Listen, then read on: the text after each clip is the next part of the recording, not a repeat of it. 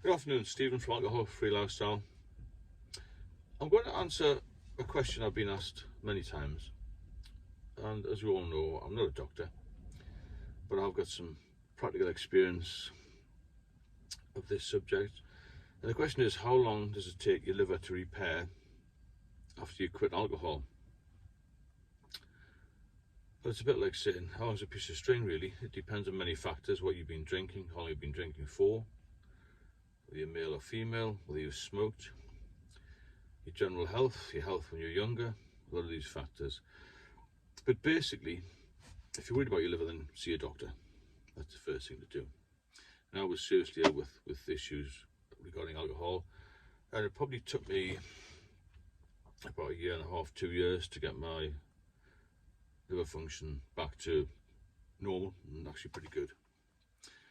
So basically what I did was, obviously the first thing is to quit alcohol. You must stop drinking. I'll say that 1,000 times until the day I'm not here, because that's the only thing that's going to help you in the main. Other things you can do, or you can look after your diet. You must have good nutrition. Try to stay clear of anything that's too sweet, it's got too much sugar, and obviously anything processed, not good. You need to be looking at a clean diet. What I mean by that is plenty of salads. The usual thing, I think we've all heard it before. Balanced diet, plenty of fruit and veg, some protein, not too much of anything in particular. Keep away from chocolates, sweets, crisps, cakes, all that sort of thing. Generally just look after yourself. Plenty of water. Hydrate yourself all the time. Exercise is a big thing as well. So that's the main thing you've got to do. You'll start to feel better as soon as you start to eat properly. And if you can get some exercise coupled in with that, it's even better, isn't it? Now, with women, their livers aren't as big, not as robust. So women tend to get liver damage quicker and more serious than men. So if there's any girls, women out there who are worried about these sort of things, then go and see a doctor, get a full blood test done. You see, when you're drinking too much, a lot of the symptoms that you get don't appear until it's more or less too late, until the damage is done. So you need to be getting checked regularly.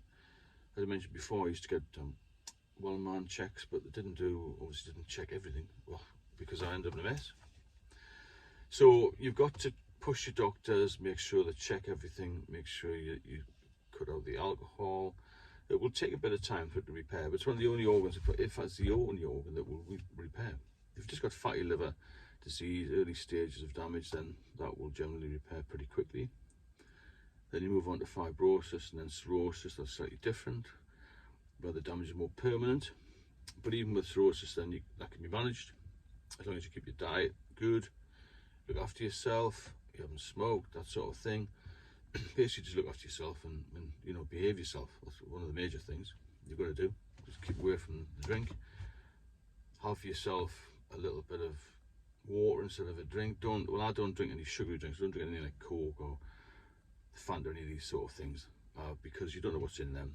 All you got to do is put a 2p piece into a glass, pour some Pepsi or Coke or something on it. I'm using those brand names, but you know what I'm saying. It'll strip it down to the bare metal just about, isn't it? So God knows what's in those sort of drinks. Try and have diluted drinks. What I have been doing recently is non-alcoholic drinks. And the one that I use quite a lot is Guinness, because it's very low calorie. So diet, exercise, no alcohol. That's the key, because there is no part of the body that's untouched by alcohol. It'll damage lots of things, not just the liver. Everyone assumes that it will always attack the liver. It attacks the pancreas as well. It causes kidney problems. A lot of people who drink too much have very high blood pressure, and once the blood pressure goes up, the only thing that will pull that down is, again, quit the alcohol, and also good diet, exercise, that sort of thing. One of the things I found when I was in the hospital environment for quite a while, I didn't realise prior to that, a lot of people relapse. They'll start off by having a few days off, a few weeks off, a few months off the drink, and then they'll suddenly think, oh well, I feel a bit better now, my body's fully recovered. But when you relapse again, then you get more complications. It's even more complex to deal with the symptoms and any damage that's been done, both mentally and physically. You're worse off because you have those regrets and you start to feel down, that you've started to drink again. Your body works in unison, doesn't feel too clever, you get tired, you drink more to self-medicate, all this sort of thing. It's really got to have a positive attitude to all of this. There's lots of information on the internet about it. There are some verified sites, but it'll all tell you the same thing. If you've been drinking a long time, then you must quit alcohol. It's not easy. I've been talking about a few of these sort of quit quick systems. I'm not sure if they work. If that was the case, they wouldn't have lots of consultants in hospitals trying to get people to quit if you could do it within 48 hours by paying a fee. I don't believe in all that. I think there's a lot more to it. I think the body's complex, as you all know. The brain's complex. And once it gets a hold of you, this addiction, then it's very difficult to shake off. As you know, that's where thousands of people die every year. In the UK, and 3 million people die every year worldwide because of alcohol-related disease, accidents and all that sort of thing. And I think you'd be hard pushed to think in your mind if any family hasn't been touched by alcohol, whether it's drink drive or some sort of assault or some criminal activity, or indeed alcoholism, cirrhosis of the liver, kidney problems, pancreatitis, all these things. And it can also exacerbate cancers. There's so many bad things alcohol does, and to me there's no benefits. A lot of people will argue that, you know, drinking red wine might help you a little bit and de-stress you, but as far as I'm concerned, if you drink a fair amount, then you're going to get damaged in every way, really. But you look at how much you're drinking, keep a journal, sort of thing.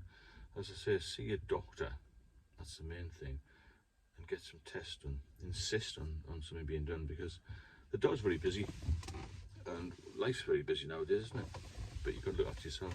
If you don't look after yourself, you can't look after anybody else. That's the main thing, isn't it?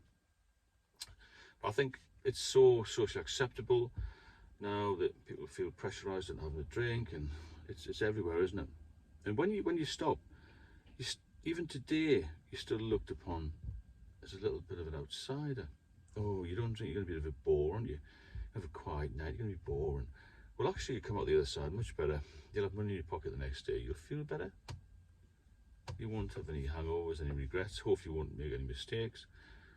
So, in answer to the question, how long does it take your liver to repair after you quit? It depends.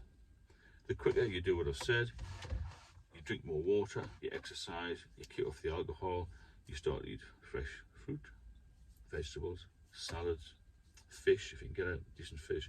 Always buy the best food you can afford, because it's fuel for your body, isn't it? If you have any comments, please drop me a line. If you want to discuss anything nutrition-wise, I'm happy to do that. If you're getting any benefit from the channel, then please subscribe and share the videos. And I'll speak to you all very soon.